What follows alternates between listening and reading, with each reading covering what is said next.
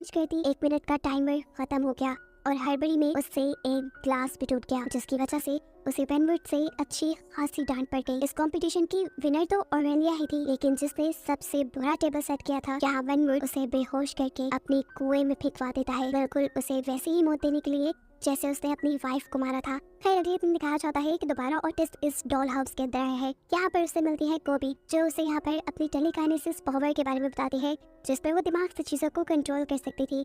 वो यहाँ पे ऑटिस्ट का माइंड चेंज करने की कोशिश करती है और उससे वादा करती है कि अगर ऑटिस्ट ने कोबी को जितवाया तो वो कोबी के लिए सबसे अच्छी मोम साबित होगी और कोबी उसकी मोम सिर्फ तभी बनेगी जब ऑटिस्ट अपने डैड को कन्विंस करेगा कि वो इन सारी किलिंग्स को रोक दे, यानी पेजेंट पे हारने वाली लड़कियों को मारने के बजाय वो ऐसे ही छोड़ दे। अब दूर खड़ी ऑरेलिया जो इन पे नजर रखी हुई थी, उन्हें इन दोनों की बातें तो नहीं सुनाई थी, लेकिन हाँ उसे ये जरूर लगा कि कोबी ओटिस को अपनी तरफ करने की कोशिश कर रही है और ऐसे उसकी जीतने की चांसेस खत्म हो रही है। जहाँ रात में दिखाया जाता है कि ओटिस कोबी के कहने पर वेनवुड से बात करने के लिए आया कि वो सभी लोगों को छोड़ दे और उसे कोबी अपनी मोम के तौर पे पसंद आ गई है। लेकिन इससे पहले कि वो ये सारी बात वेनवुड को बता पाता, उसने नोटिस किया कि वेनवुड अपने बिजनेस की वजह से बहुत परेशान है। वो और परेशान न हो जाए इसीलिए ओटिस ने उसे कोई बात नहीं की। अगली सुबह एक और बेल बजती है, यानी इनका एक और कंपटीशन शुरू हो जाता है, जिसमें सभी लड़कियों को शर्ट्स दी गई थी और उन पर स्टार्च स्प्रे करके उन्हें प्रेस करना था। सभी अपने काम में लग जाती है और इनका फिर टाइम खत्म हो जाता है। इस मरतबा भी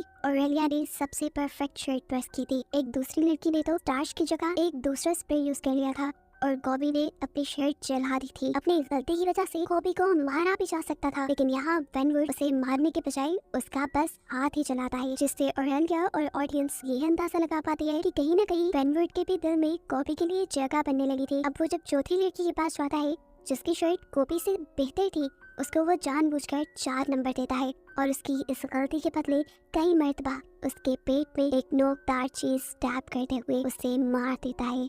अब सीन कट होकर हमें कोबी और उसके साथी को एक रूम में दिखाया जाता है, जहां वो डिस्कस कर रहे थे कि वो मरने के बजाय यहाँ से भाग भी सकते हैं, क्योंकि उनको ऑरेलिया ही जीतने वाली लग रही है। साथ ही कोबी अपनी साथी को ये भी बताती है कि वो ऑटिस का माइंड अपनी पावर से मैनिपुलेट करने की कोशिश कर रही है, ताकि वो कोबी को जितवाए और कोबी बाकी सबको यहाँ से फ्री करने में मदद कर दे। उनकी ये सारी बातें ऑरेलिया सुन चुकी थी और ये चीज अपनी पावर्स की मदद से कोबी को भी पता चल गई। उसके बाहर जाने से पहले कोबी भागते हुए डॉल रूम के अंदर जाती है और कुछ चीज ढूंढने शुरू कर देती है। इतने में हम देखते हैं कि ऑरेलिया कोई नुकीली चीज लेकर कोबी के रूम में आई और उसने पीछे से कोबी को स्टैब कर दिया। लेकिन फिर रिवील हुआ कि इस क्लाउन कॉस्ट्यूम में कोबी नहीं बल्कि एक स्टैचू था, क्योंकि कोबी ने ऑरेलिया को भांप लिया था। वो चाहती थी कि ऐसे ही कोई चाल चलेगी ऑरेलिया, इसीलिए पहले ही उसने अपनी जगह पे स्टैचू को खड़ा कर दिया और फिर ऑरेलिया को समझाने की कोशिश की कि जीतने और मरने के बजाय भी बहुत से ऑप्शंस हैं जिनको आजमाया जा सकता है। कोबी से बताती है, मेरे पास ये प्लान है कि हम अपनी जगह पर बिल्कुल ऐसे ही डॉल्स के पुतला को खड़ा कर देंगे। जब वेनवुड उनके सामने आएगा तो वो डॉल्स से ही बातें करता रहेगा, उसे ये पता ही नहीं चलेगा कि हम उसके सामने नहीं है और इसी चीज का फायदा उठाते हुए हम मेन डोर से भाग जाएंगे। अब सीन कट होता है और हमें दिखाया जाता है कि ओटिस अपने घर में जाता है। उसने अपने डैड और उसके मैनेजर को बातें करते हुए सुना कि वो बाकी लड़कियों का आखिरी टेस्ट यानी वफा का टेस्ट करेंगे और जिसने बेवफाई की वो मारा जाएगा। अब वेनवुड इस डॉल हाउस के अंदर आ जाता है और इनके नए कंपटीशन के लिए बेल बजा देता है। ये वो टाइम था जब कोबी को अपने प्लान को एग्जीक्यूट करना था। ये लोग वेनवुड को धोखा देने के लिए उसकी बताई जगह पर स्टैचू खड़े कर देते हैं, जिसके बाद कोबी अपनी टेलीकाइनेसिस पावर की मदद से डोर का लॉक ओपन करती है और ये तीनों उनको झांसा देते हुए यहाँ से निकल जाते हैं। कोबी को यहाँ से जाना अच्छा नहीं लग रहा था, क्योंकि उसने ओटिस से अच्छी मोम बनने का वादा किया था। वो ऑरेलिया और अपनी साथी को कहती है, क्यों ना हम ओटिस को भी अपने साथ ले चलें। तो तब ऑरेलिया जवाब देती है, तुम्हें ही मुबारक हो तुम्हारा अच्छा मोम बनना, मैं तो जा रही हूँ। ये वही ऑरेलिया थी जो पूरे एपिसोड में अच्छी मोम बनने की कोशिश कर रही थी और अब मौका मिलते ही वो यहाँ से ऐसी भागी कि कभी लौट के नहीं आएगी। उसके पीछे जो दूसरी साथी थी उसकी भागने में स्पीड कम थी और ऑरेलिया को लगा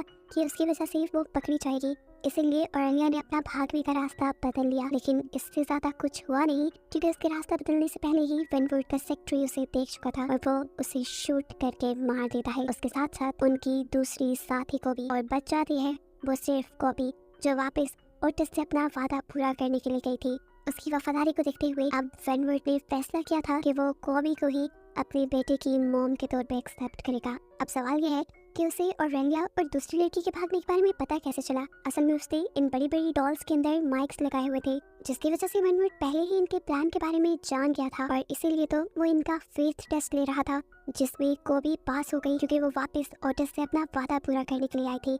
और अब फाइनली उसे ओटिस की मोम बनाने के लिए वेनवुड उसे एक डॉल बनाने का फैसला करता है, क्योंकि उसे लगता है कि एक डॉल ही गुनाह नहीं करती और एक डॉल ही अच्छी मदर साबित हो सकती है। इसलिए अब कॉपी को एक मशीन पर लिटा दिया गया, जिसके अंदर प्लास्टिक वेल्ड करके बड़ी बड़ी डॉल्स बनाई जाती थी। अब गरम गरम प्लास्टिक कॉपी की बॉडी पर लगाकर उसकी बॉडी ये लोग प्लास्टिक से सील करने वाले थे। वो भी यहाँ से जाना चाहती थी। वो अपनी पावर्स का भी इस्तेमाल करती है, जिससे रूम की लाइट्स तो फ्लिकर करती है, लेकिन वो अपने आप को इस मशीन से छुड़वा नहीं पाती। और फिर सीन कट होकर हमें दिखाया जाता है कोबी को एक पूरी डॉल की शक्ल में, जो अब वेनवुड और ओटिस की खिदमत कर रही थी। एकदम से वेनवुड का चाय का कप उछलकर छत से लगा और देखने को मिला कि इस टाइम उनके घर में 2 विचेस यानी जादूगरनी हुई हैं, जिनको कोबी ने ही अपनी टेलीकाइनेसिस पावर की मदद से यहाँ अपनी मदद को बुलाया था। लेकिन क्योंकि कोबी की पावर्स इतनी ज्यादा स्ट्रॉन्ग नहीं थी, इसीलिए विचेस को उसका मैसेज देर से मिला।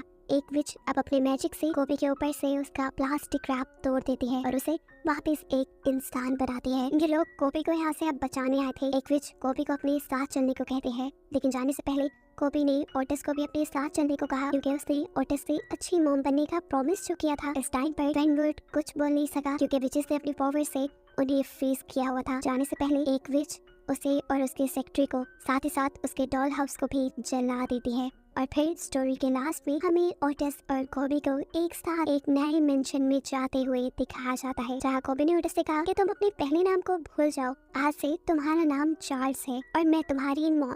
ओटिस उसकी बात सुनते हुए हाँ में सर हिलाता है और बस यही दिखाते हुए ये कहानी यहाँ खत्म हो जाती है।